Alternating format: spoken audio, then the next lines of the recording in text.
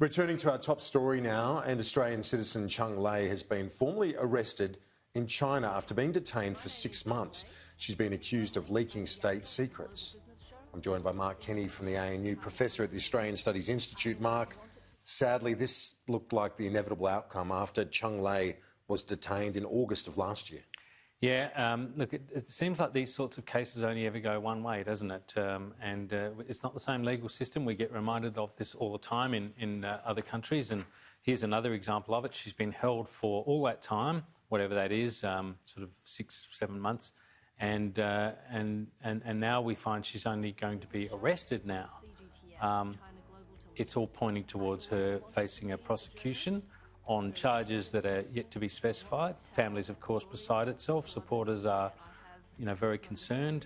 She has kids. It's a very terrible human situation. It really is. And we're talking about someone who was a broadcaster on state TV in China, which is, I think, what surprised so many, because she was so well known in China and not a broadcaster for an Australian or a Western media outlet. And that's why I think many in Beijing, media representatives and so on, were so shocked by it. And then we saw subsequently a number of our own journalists return home because of this risk. Yeah, that's right. Well, the regime's getting more and more authoritarian. I think that's certainly observable. And we've seen those Australian journalists kicked out. There's talk that BBC journalists might get kicked out now because of an ongoing dispute there. We're seeing these kinds of events occur. You're right, it does seem very odd that she's working for Chinese state media and falling foul of security authorities. As I say, we don't actually technically know what the allegations are, but they seem to be under the heading of cooperating with a foreign state against the Chinese people in some way. So we'll have to see what that sounds like the type of thing you would accuse someone of if you're looking to punish them. Whether they can stack that up, whether it would stack up in our legal system is another matter as well. Another symptom of what is a really difficult relationship right now. The government says it's had consular access a number of times via the Department of Foreign Affairs officials. But in terms of influence over China and, consideration of the Australian government's view, it is really, negligible, if any influence at all, that they might have in Beijing. They can't even get their counterparts on the phone. Yeah, it's a terrible situation when you think about it. We at the moment of least persuasion, at least sort of leverage, we have a case like this arise, and it doesn't really seem like there's much that Australian authorities can do besides providing consular assistance, and even getting access presumably is quite difficult. So, and we see the Australian government once again making all the right statements, but perhaps not able to do much. Let's turn our attention back to local politics. Anthony Albanese and his message to try and offset any spending plans that Labor might come up with savings. The broader message here, I don't think, is a negative one for Anthony Albanese to say, look, I'm about fiscal responsibility. But the problem is the fact that the leak happened in the first place, that they're trying to mop that up. I don't think that that's exactly what he wants. And it's been reminded of, to my colleague Andrew Clennell, and we discussed it a bit earlier, that is, in the period of Bill Shorten's leadership, none of this sort of correspondence was ever leaked. Yes, that's true. And in fact, some people say that the Labor Party kind of overlearned the lesson of its disunity in the sort of Rudd-Gillard-Rudd period, and then in the period where it stuck with Bill Shorten, it placed internal discipline above virtually everything else, and perhaps even, to a fault. Now, I guess you can have that sort of argument. The question now is this indicative of a loss of faith in Anthony Albanese's leadership? Or is it just the normal kind of a return to more normal sort of behaviour where there's a little bit of friction here and there, but it doesn't amount to anything? I guess another much more Machiavellian interpretation would be that it's a way, rather spectacularly, of drawing attention to Anthony Albanese's priorities in terms of the way he's positioning the opposition in the lead up to the election. So if you think back to Kevin Rudd, you remember that famous ad he did back in 2007 where he walked up and sort of sat on the corner of a desk, I think, that's my memory anyway, and said the words, I've been accused of being an economic conservative or a fiscal conservative, and you know what, I make no apology for it, it's a badge I wear with pride. It was a way of reframing Labor, sort of, the antidote to Labor being the tax and spend party. Here was Rudd saying, no, I'm more conservative than Howard. And he then went on to say during his campaign launch, this reckless spending must stop. Now, all that messaging actually worked well for Rudd.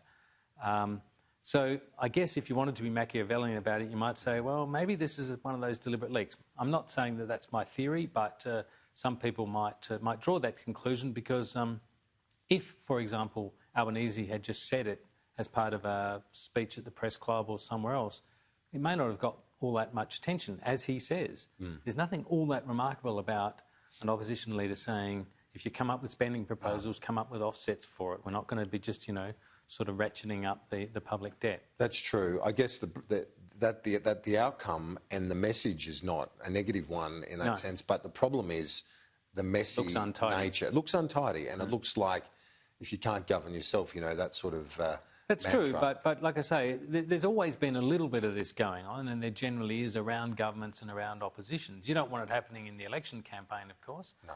We're a little way away from that. We don't know how far. But I wouldn't want to overreact to it either. I mean, if that's the sort of thing you're hoping to do damage to Anthony Albanese with, then it's hardly, it's hardly paints him out as some sort of irresponsible radical. Yeah, and let's look at the net zero by 2050 emissions target, or probable, or preferable was the word that the Prime Minister used, but it's looking inevitable that's where they're going to end up. But agriculture might be carved out, Mark. Yeah, well, that seems to be what the Nats are angling for. They're looking to both have a win, I suppose, in this, if this transition is to occur, this policy transition is to occur, and if the coalition's suddenly going to become signed up to this 2050 thing, then I guess the Nats are saying, well, it has disproportionate effect on our constituency and we're looking for an exemption. I don't know where that's going to go. I mean, it may be that they get a temporary exemption, which is what I understand happens in New Zealand.